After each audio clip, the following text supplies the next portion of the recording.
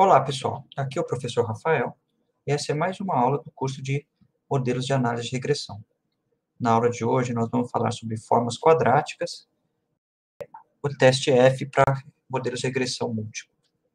Essencialmente, uma forma quadrática é uma função que é um polinômio de grau 2. Como esse somatório que está aqui é um polinômio de grau 2. É A1 vezes y² mais A12 vezes y1, y2, assim por diante, certo?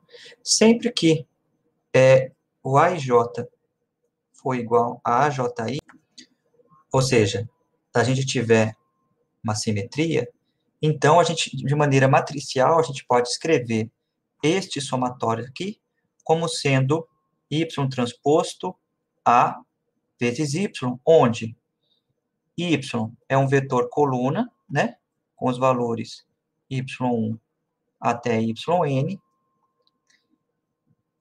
n por 1,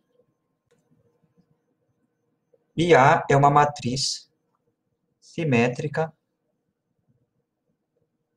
n por n.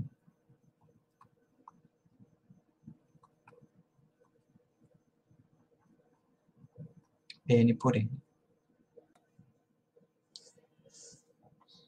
É possível mostrar que a soma de quadrados total, soma de quadrados dos erros e soma de quadrados da regressão que a gente definiu lá atrás, também pode ser expressa matricialmente, porque elas também são uma forma quadrática. Por exemplo, a soma de quadrados total, a gente lembra lá que a gente aprendeu na regressão linear simples, vai ser igual ao somatório de 1 até n de yi menos y barra ao quadrado, né? A soma de quadrados dos erros era igual ao somatório de igual a 1 até n de yi menos y chapéu i, que eram os valores estimados, correto? E a soma de quadrados de regressão era igual ao somatório de igual a 1 até n de y chapéu menos y barra ao quadrado. Essa demonstração vocês já fizeram lá atrás. O que é possível demonstrar é que esses somatórios são formas quadráticas e, portanto, também podem ser escritos desta forma, né? No caso da soma de quadrados total, nós temos que a nossa matriz A é dado por essa quantidade aqui, onde a matriz I é uma matriz identidade, é uma matriz N por N, onde na diagonal principal é 1 e fora da diagonal é 0, correto? O vetor de 1, esse vetor aqui é um vetor N por 1, é um vetor N por 1 de 1s, correto? Portanto, o vetor 1 multiplicado pelo vetor de 1s, 1 vezes 1 transposto, que é o que a gente tem aqui, nada mais é do que uma matriz N por N, toda cheia de 1s. Ok? E nesse caso aqui, essa nossa matriz A para a soma de quadrados total, ela vai ser dada, né, por 1 menos 1 sobre N na diagonal, e menos 1 sobre N fora da diagonal. Deixo aqui como exercício para vocês demonstrarem que a partir dessa forma quadrática aqui, y transposto, essa matriz vezes y, essa matriz aqui a gente construiu, aqui vai ser essa que eu construí aqui embaixo, que vocês chegam nesse somatório de yi menos y barra ao quadrado, que é a soma de quadrados total. Da mesma maneira, eu sugiro que, a partir do modelo de regressão linear simples, onde a matriz de desenho vai ser dado, a matriz X, né, que é a matriz de desenho, ela vai ser dada por uma matriz n por 2, onde na primeira coluna é uma coluna de 1s, e a segunda coluna são os valores da variável x, x1 até xn. A partir dessa matriz x, obtenha a matriz H do modelo, né? Se a gente lembrar do vídeo anterior, essa matriz é x, que multiplica x transposto, x a menos 1, que multiplica x transposto.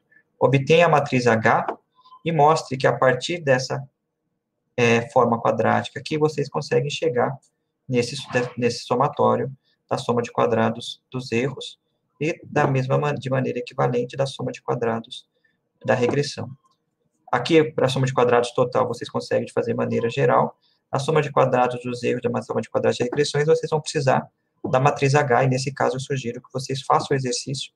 O caso mais simples, que é quando vocês têm um modelo de regressão linear simples.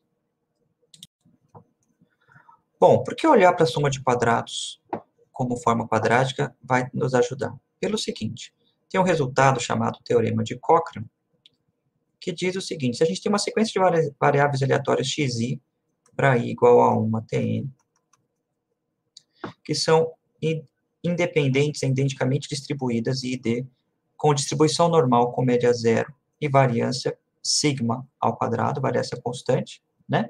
Isso aqui lembra para nós os nossos erros aleatórios, o modelo de regressão.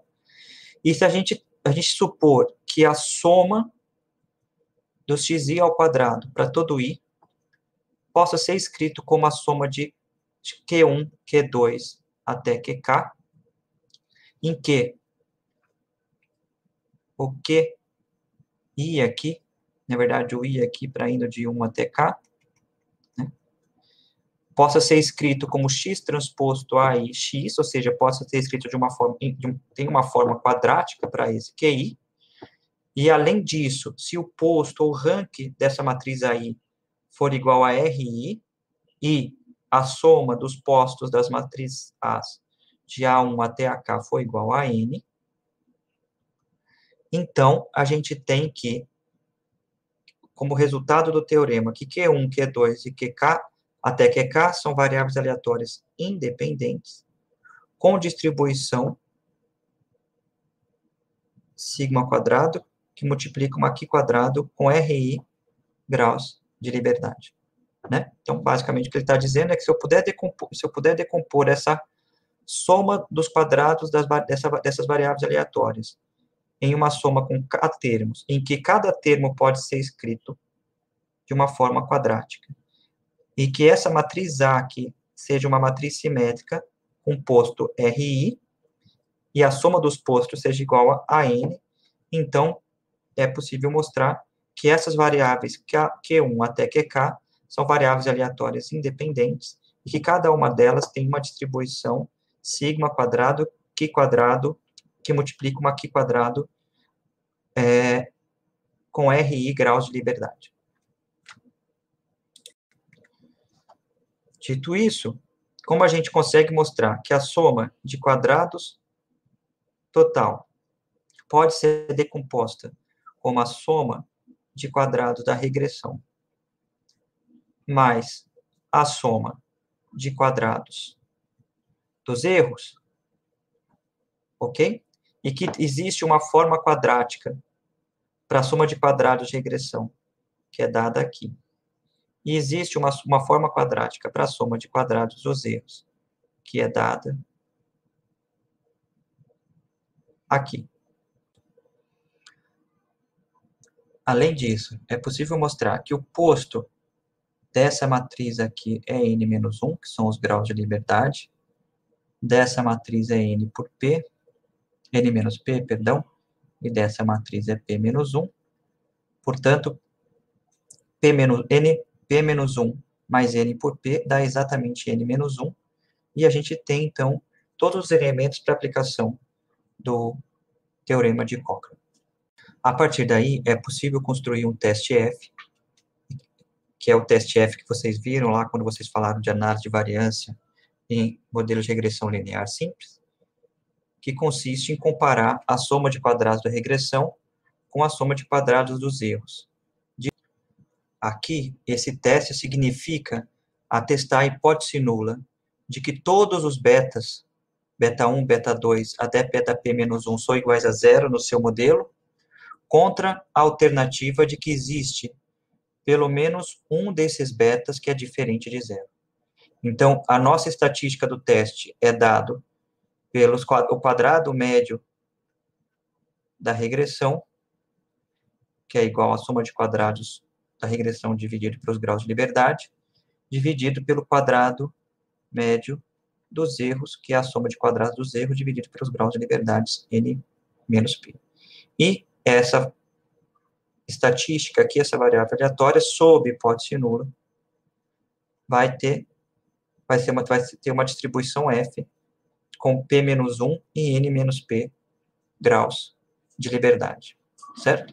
O importante salientar aqui é que esse teste aqui, ele está testando, de novo, se a hipótese nula de que todos os betas, de beta 1 até beta p, menos 1 é igual a zero, ou se existe pelo menos um deles que é diferente de zero. Então, se você tem evidências para rejeitar a hipótese nula, o que você está dizendo é que existe pelo menos um beta que é diferente de zero. Mas você não sabe dizer exatamente qual desses betas que é o diferente de zero. Além disso, da mesma forma que vocês fizeram lá na regressão linear simples, é possível construir intervalos de confiança e fazer testes T para cada parâmetro, para cada beta especificamente. A gente viu lá atrás que a gente pode obter a matriz de variância do meu vetor de estimador betas como sendo sigma ao quadrado, que multiplica x transposto x a menos 1, e que aqui é uma matriz P por P, onde a diagonal a gente tem as variâncias dos beta chapéu e, fora da diagonal, as covariâncias. Como sigma quadrado é desconhecido, a gente pode obter uma estimativa para a variância de beta chapéu, do vetor beta chapéu, substituindo sigma quadrado pelo estimador de sigma quadrado, que é S quadrado, x, e fazer o produto aqui da matriz, x transposto x a menos 1, onde S quadrado é igual ao quadrado médio do erro, que é igual à soma dos quadrados dos erros, dividido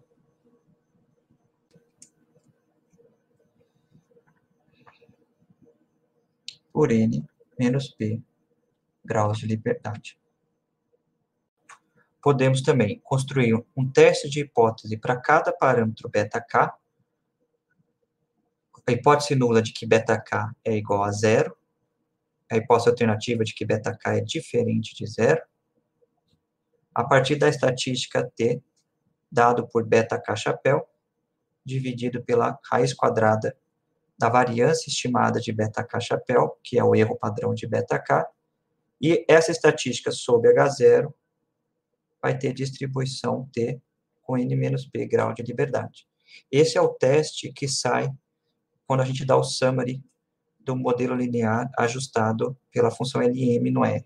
Né? O que ele está testando é se individualmente cada um daqueles parâmetros é estatisticamente igual a zero. Dizer que ele é igual a zero é dizer que o efeito dele é não significante, portanto, essa variável a priori poderia não estar presente no modelo.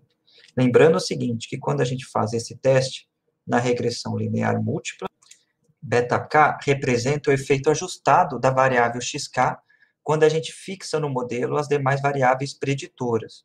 Então, eu estou testando se o efeito de xk ele é igual a zero, ou seja, beta-k é igual a zero, quando eu tenho presente no modelo as outras variáveis preditoras fixas. Ok?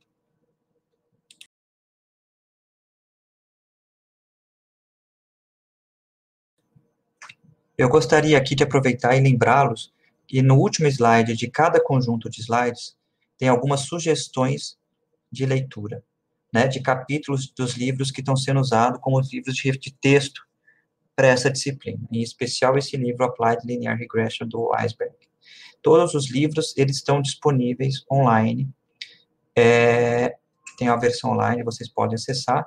Então, eu aconselho fortemente que vocês leiam esses, pelo menos uma das referências, mas o ideal seria que lessem elas todas, mas pelo menos uma das referências vocês leem. E nesses capítulos tem uma seção de problemas ou de exercícios. E vocês tomem essa seção de problemas de exercícios como listas de exercícios para vocês trabalharem durante a disciplina. Então, façam os exercícios dos capítulos de livros que estão sendo sugeridos como leitura. Podem tirar dúvida desses exercícios com o PAD ou o PED ou mesmo com o professor.